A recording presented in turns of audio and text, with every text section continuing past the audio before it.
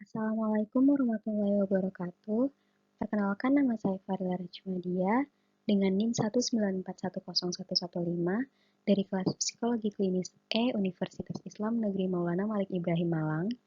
Di sini saya akan menjelaskan atau menganalisis tentang jurnal psikologi klinis.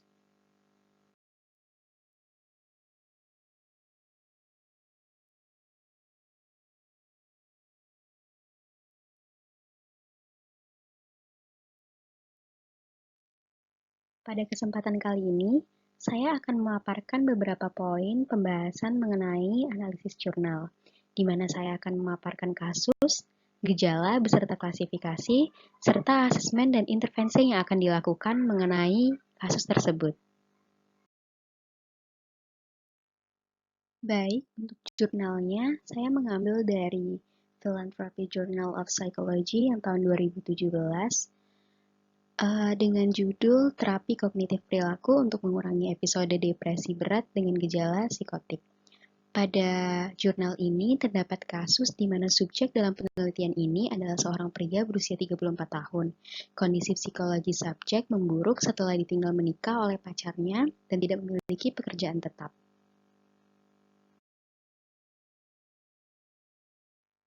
Sebelum membahas ke materi yang lebih lanjut, saya ingin membahas tentang apa sih terapi kognitif perilaku itu.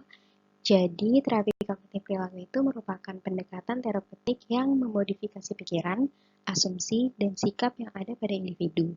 Terapi kognitif perilaku ini pada dasarnya meyakini bahwa pemikiran manusia terbentuk melalui proses rangkaian stimulus, kognitif, dan respon saling berkait dan membentuk semacam jaringan dalam otak manusia. Proses kognitif akan menjadi faktor penentu dalam menjelaskan bagaimana manusia berpikir, merasa, dan bertindak.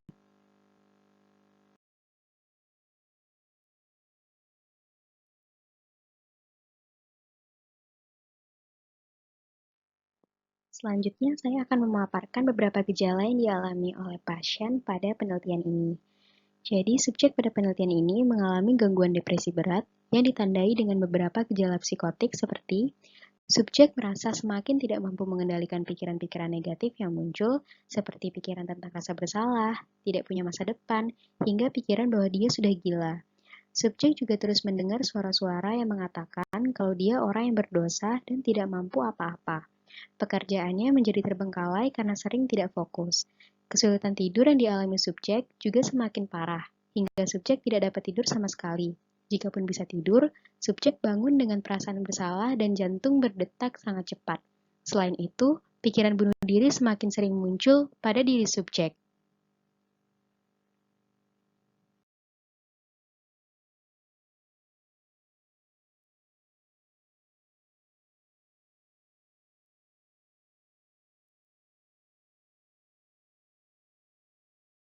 Untuk bagian klasifikasi, di sini saya akan menjelaskan bagaimana klasifikasi dari depresi sesuai dengan kasus yang sudah tertera pada jurnal. Jadi, depresi dibagi menjadi dua. Yang pertama ada episode depresi, dan yang kedua ada depresi berulang. Di mana episode depresi merupakan gangguan suasana perasaan yang meliputi aspek motivasi, emosi, perilaku, kognitif, dan fisik. Individu yang mengalami depresi biasanya merasakan emosi negatif yang digambarkan sebagai kesedihan dan kehilangan harapan. Orang dengan gangguan depresi memiliki kesedihan dan perilaku menangis yang terjadi secara periodik. Kemudian yang kedua ialah depresi berulang, di mana kambuhnya depresi terjadi ketika gejala kembali berbulan-bulan atau bertahun-tahun setelah seorang pulih dari episode terakhir. Hal ini paling umum terjadi dalam 6 bulan pertama. Sekitar 20% orang akan mengalami kekambuhan, tetapi angka ini dapat meningkat pada kasus depresi berat.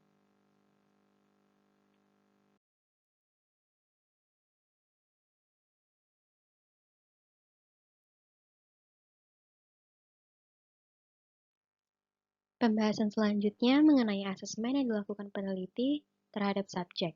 Berdasarkan hasil asesmen psikologi menggunakan Back Depression Inventory, subjek mengalami depresi berat.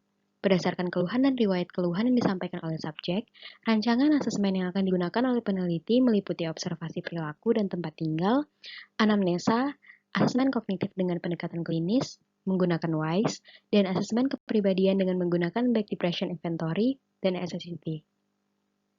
Asesmen dibutuhkan untuk menggali informasi kondisi psikologi subjek, memetakan masalah yang dialami oleh subjek, menegakkan diagnosis, dan memberikan intervensi yang tepat. Subjek dalam penelitian ini ditentukan dengan teknik purposive sampling. Penelitian ini menggunakan rancangan dengan desain A-B follow-up. Desain A-B merupakan desain dasar dari penelitian eksperimen tunggal. Prosedur utama yang ditempuh dalam desain A-B follow-up meliputi pengukuran kondisi target pada fase baseline dan kemudian diberikan intervensi. Kondisi subjek secara berkelanjutan akan dipantau selama fase intervensi dan dilakukan pengukuran serta tindak lanjut. Selain subjek penelitian sebagai sumber data utama, peneliti juga berusaha mencari informan sebagai sumber data sekunder. Informan adalah orang yang mengetahui atau pernah berhubungan dengan subjek dan mengetahui tentang permasalahan yang ingin diteliti. Informan harus bersifat netral atau tidak memiliki kepentingan pribadi untuk menjelek-jelekan orang lain dan memiliki informasi luas terkait masalah yang diteliti. Berdasarkan anamnesa, kakak tertua memiliki riwayat depresi pada tahun 2011, sehingga subjek memiliki keempat faktor penyebab gangguan depresi. Subjek mengalami kejadian traumatis yang membuatnya memiliki kerentanan kognitif. Kerentanan kognitif adalah cara berpikir individu yang cenderung mengarahkan perilaku pada distres psikologi tertentu. Dinamikanya adalah sebagai berikut. Subjek memiliki karakter personal yang rentan karena memiliki kepribadian dependen. Subjek banyak bergantung pada kakaknya, sementara kakaknya juga mengalami depresi. Saat menghadapi masalah, subjek ini menggantungkan solusi pada orang lain dan penyelesaian yang digunakan oleh subjek itu tidak adaptif, sehingga mengarahkan pada kerentanan kognitif. Dampak dari coping yang tidak tepat adalah distorsi kognitif berulang, yang lama-kelamaan dapat menjadi waham.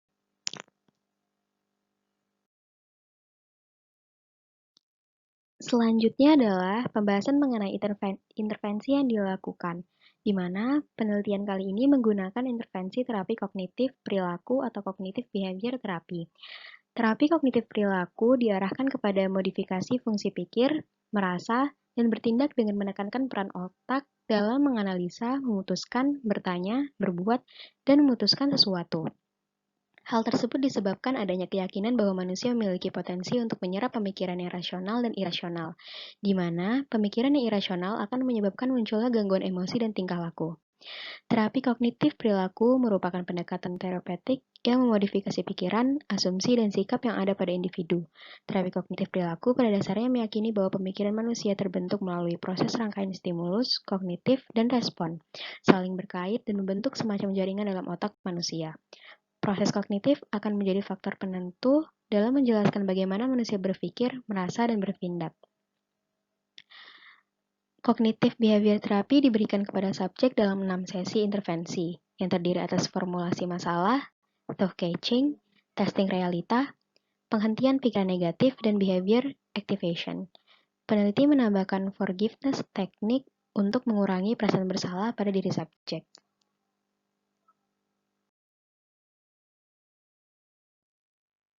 Berikut ini merupakan hasil yang diperoleh dari beberapa pemaparan kasus di atas melalui gejala, klasifikasi, asesmen, dan intervensi yang dilakukan. Hasilnya diperoleh hasil intervensi psikologis dengan menggunakan CBT atau Cognitive Behavior Therapy menunjukkan ada penurunan intensitas gejala utama episode depresi berat dengan gejala psikotik pada subjek. Perubahan yang terjadi pada diri subjek adalah ia memahami bahwa subjek harus selalu membiasakan diri untuk berpikiran positif dalam setiap situasi apapun sehingga dapat mempengaruhi perasaan dan perilaku yang positif dalam merespon situasi tersebut.